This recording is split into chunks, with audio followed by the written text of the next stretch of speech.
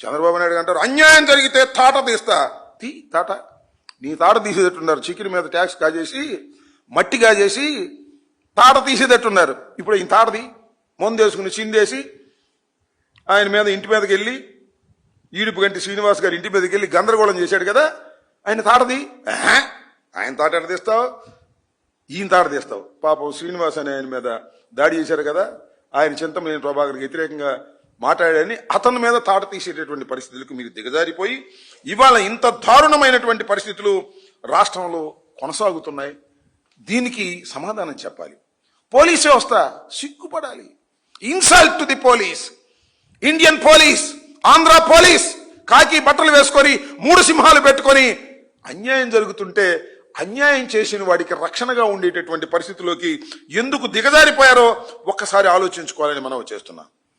ఈ పోలీస్ బాస్కు తెలియదు, ఇక్కడే ఉంటాడు పోలీస్ బాస్. ఆయన ఐపీఎస్, సుప్రీం, డీజీపీ బాస్. ఏం చేస్తున్నావు? ఏం చేయట్లేదు నువ్వు. మా ఇంటి మీద దాడి జరిగితే ఏం చేసావో చూశాంగా. మా ఇంటి మీద దాడి జరిగింది, వాళ్ళ మీద కేసు పెట్టవు, నా మీద కేసు పెడతావు, నన్ను లోపలేస్తావు. శభాష్. అంతేకాదు మా కొవ్వూరు ఎమ్మెల్యే నల్లపరెడ్డి శ్రీనివాసరావు ఇంటి మీద దాడి జరిగింది, ఏం చేయవు, వాళ్ళని వదిలేస్తావు. మా జోగి రమేష్ ఇంటి మీద దాడి జరిగింది, ఏం చేయవు, వదిలేస్తావు.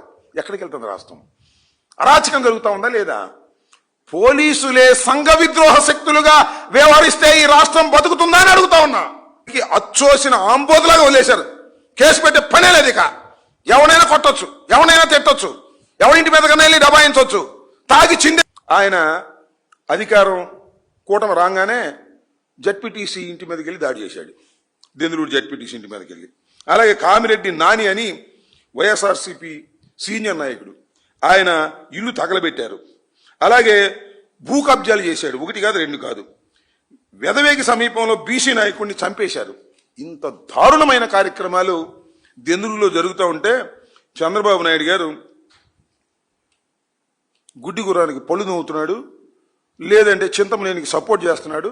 పోలీసులందరినీ ఆయన అండగా ఉండి ఆయన దౌర్జన్యం చేస్తుంటే ఆయన ఎమ్మటి వెళ్ళి పనిచేయండి అనేటువంటి పాపతికి దిగజారిపోయినటువంటి పరిస్థితి వాళ్ళ రాష్ట్రంలో కనిపిస్తాం.